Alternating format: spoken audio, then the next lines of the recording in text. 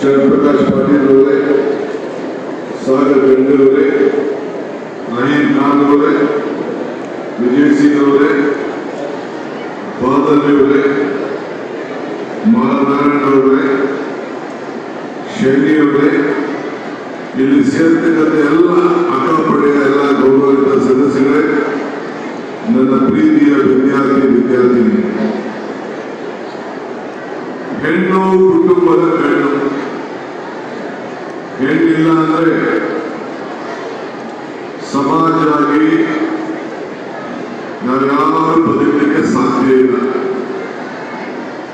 ಹೆಣ್ಣು ಅಂದ್ರೆ ಭೂಮಿ, ಹೆಣ್ಣು ಅಂದ್ರೆ ಧೈರ್ಯ, ಹೆಣ್ಣು ಅಂದ್ರೆ ಭರವಸೆ, ಹೆಣ್ಣು ಅಂದ್ರೆ ಒಗ್ಗಟ್ಟು, ಹೆಣ್ಣು ಅಂದ್ರೆ ಶಕ್ತಿ, ಹೆಣ್ಣು ಅಂದ್ರೆ ಬೆಳಕು.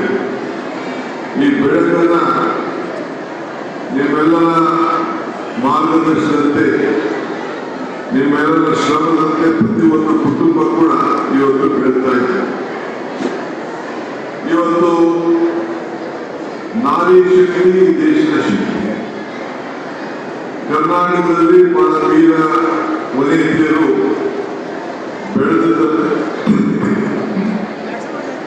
ಬೆಳೆದನ್ನ ಇತಿಹಾಸವನ್ನು ನಾವು ನೋಡಿದ್ದೇವೆ. ನಾನು ಇವತ್ತು ನನ್ನ ಮುಖ್ಯಮಂತ್ರಿ ಆದ್ಮೇಲೆ ಸರ್ಕಾರದಲ್ಲಿ ಬರದ ವೀಕ್ಷಣೆ ಕಾರ್ಯಕ್ರಮವನ್ನು ನಾನು ಇವತ್ತು ಬಸವ ಕಲ್ಯಾಣ ಬಸವಣ್ಣವರ ಅನುಭವ ಮಂಟಪದಿಂದ ಪ್ರಾರಂಭ ಮಾಡಬೇಕು ಅಂತೇಳಿ ತೀರ್ಮಾನವನ್ನು ಮಾಡಿ ಈ ಬಸವ ಕಲ್ಯಾಣದ ಅನುಭವ ಮಟ್ಟಕ್ಕೆ ಭೇಟಿ ಕೊಟ್ಟು ಇಲ್ಲಿಂದ ಗುಲ್ಬರ್ಗ ಹೋಗಿ ಈ ಕಲ್ಯಾಣ ಕರ್ನಾಟಕದ ಎಲ್ಲ ಅಧಿಕಾರಿಗಳ ಹತ್ರ ಜನಪ್ರತಿನಿಧಿಗಳ ಹತ್ರ ಚರ್ಚೆ ಮಾಡುವಂತ ಕಾರ್ಯಕ್ರಮವನ್ನು ಹಮ್ಮಿಕೊಂಡಿದ್ದೇವೆ. ಯಾವ ಗ್ರಾಮಕ್ಕೋದ್ರು ಗ್ರಾಮ ದೇವತೆ ಯಾವುದು ಅಂತ ಕೇಳ್ತೀವಿ. ಅಂದ್ರೆ ಪ್ರತಿ ಭೂಮಿಗೂ ಕೂಡ ಮಾತೃಭೂಮಿ, ಭೂಮಿ ತಾಯಿ ಅಂತ ಹೇಳಿ ನಮ್ಮಲ್ಲಿ ಹಿರಿಯರೆಲ್ಲ ನಮಗೆ ಮಾರ್ಗದರ್ಶನವನ್ನು ಕೊಟ್ಟಿದ್ದಾರೆ. ಇವತ್ತು ಮಹಿಳೆಯರ ಸುರಕ್ಷತೆಗೆ ಅಕ್ಕಪಡೆ ಈ ರಾಜ್ಯದಲ್ಲಿ ತಯಾರಾಗಿದೆ. ನಮ್ಮ ಸರ್ಕಾರ ಶ್ರೀಮತಿ ಲಕ್ಷ್ಮೀ ಹೆಬ್ಬಾಳ್ಕರ್ ಅವರು ಅವರ ಮುಖಂಡತ್ವದಲ್ಲಿ ಈ ಕಾರ್ಯಪಡೆಗಳು ಬಹಳ ಚೆನ್ನಾಗಿ ಹೊಸದಾಗಿ ಬೆಳೀತಾ ಇದೆ. ಯಾರು ಈ ಪಡೆಗೆ ಸೇರ್ಕೊಂಡಿದ್ದೀವಿ ಅವರೆಲ್ಲರೂ ಕೂಡ ನಮ್ಮ ಸರ್ಕಾರ ಪರವಾಗಿ ತುಂಬು ಹೃದಯ ಶುಭಾಶಯ ಮತ್ತು ಅಭಿನಂದಿಸಲಿಕ್ಕೆ ನಾನು ಬಯಸ್ತಾ ಇದ್ದೇನೆ. ನಿಮ್ಮ ಹೋರಾಟ, ನಿಮ್ಮ ಶ್ರಮ, ನಿಮ್ಮ ಶಕ್ತಿ, ನಿಮ್ಮ ಧೈರ್ಯ, ನಿಮ್ಮ ಸಾಧನೆ ಖಂಡಿತ ನಿಮ್ಮೆಲ್ಲರೂ ಕೂಡ ಫಲ ಸಿಗ್ತದೆ. ಮುಂದಿನ ದಿನದಲ್ಲಿ ಒಂದು ಐತಿಹಾಸಿಕವಾದಂಥ ತೀರ್ಮಾನವನ್ನು ಮಾಡ್ತೇವೆ ನಮ್ಮ ಸರ್ಕಾರ. ಈಗಾಗಲೇ ಹೆಣ್ಣು ಮಕ್ಕಳಿಗೆ ಅನೇಕ ಗ್ಯಾರಂಟಿಗಳನ್ನು ಕೊಟ್ಟು ಶಕ್ತಿ, ಗೃಹಲಕ್ಷ್ಮಿ, ಗೃಹಜ್ಯೋತಿ ಇವೆಲ್ಲ ಕಾರ್ಯಕ್ರಮಗಳನ್ನ ಹೆಣ್ಣಿಗೆ ಮೀಸಲಾತಿಯಾಗಿ ಕೊಟ್ಟು ನಿಮ್ಮ ಬದುಕನ್ನು ಕಟ್ಕೊಳ್ಳಲಿಕ್ಕೆ ನಮ್ಮ ಸರ್ಕಾರ ತೀರ್ಮಾನವನ್ನು ಮಾಡಿದೆ. ಇದಲ್ಲದೆ ನಿಮ್ಮೆಲ್ಲರೂ ಕೂಡ ಹೆಣ್ಣು ಮತ್ತು ಯುವಕರು ಎಲ್ಲ ಸೇರಿ 16 ವರ್ಷದಿಂದ 35 ವರ್ಷಗಳು ಕೂಡ ಪ್ರತಿ ಪಂಚಾಯತ್ ಕೂಡ ನಿಮ್ಮ ಸಂಘಟನೆ, ನಿಮ್ಮ ಕ್ರೀಡೆ, ನಿಮ್ಮ ಸಂಸ್ಕೃತಿ, ನಿಮ್ಮ ಸಂವಿಧಾನ ಒಗ್ಗಟ್ಟಿಂದ ಬದುಕಲಿಕ್ಕೆ ಜಾತ್ಯತೀತ ತತ್ವವನ್ನು ಉಳಿಸಿಕೊಂಡು ನೀವೆಲ್ಲ ಜೀವನದಲ್ಲಿ ಈ ದೇಶದ ಐಕ್ಯತೆ, ಸಮಗ್ರತೆ ಮತ್ತು ಶಾಂತಿಯನ್ನು ಕಾಪಾಡಬೇಕು ಅಂತ ಹೇಳಿ ಈಗಾಗಲೇ 10,000 ಇಂಥ ಪಡೆಗಳನ್ನ ರಚನೆ ಮಾಡಲಿಕ್ಕೆ ಸರ್ಕಾರ ಈಗ ಆದೇಶವನ್ನು ಕೊಟ್ಟಿದೆ.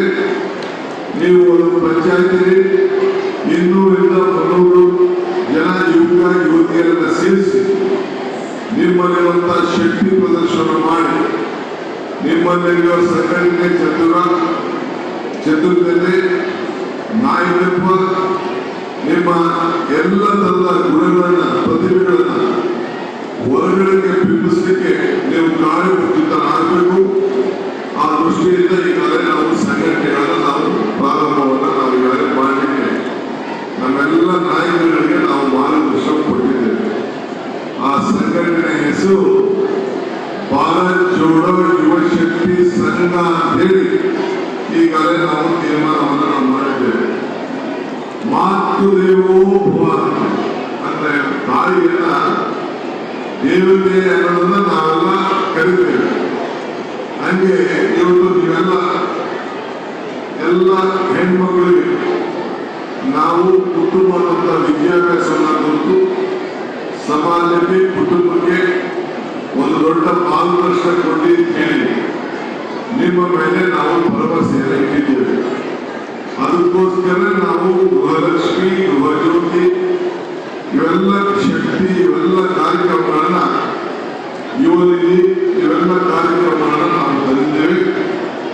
ಇನ್ನ ಮುಂದಕ್ಕೆ ಇನ್ನ 16 ಇಂಥ ಕಾರ್ಯಕ್ರಮಗಳನ್ನ ನಿಮ್ಮ ಬದುಕಿನಲ್ಲಿ ಬದಲಾವಣೆ ತರಲಿಕ್ಕೆ ನಾವೆಲ್ಲ ಪ್ರಯತ್ನವನ್ನು ಮಾಡ್ತಾ ಇದ್ದೇವೆ.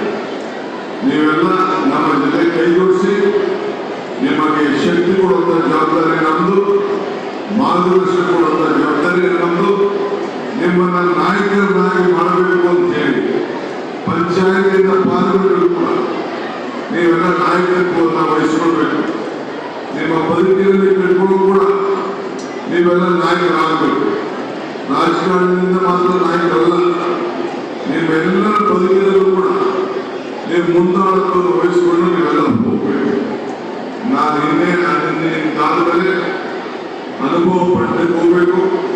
ಅದಾದ್ಮೇಲೆ ನಮ್ಮ ಬಿದರ್ನಲ್ಲಿ ನಮ್ಮ ಕಾರ್ಯಕರ್ತ ಸಭೆ ಇದೆ, ಅದನ್ನು ಮುಗಿಸಿ ಗುಲ್ಬರ್ಗಕ್ಕೆ ಹೋಗಲಿದ್ದೇನೆ.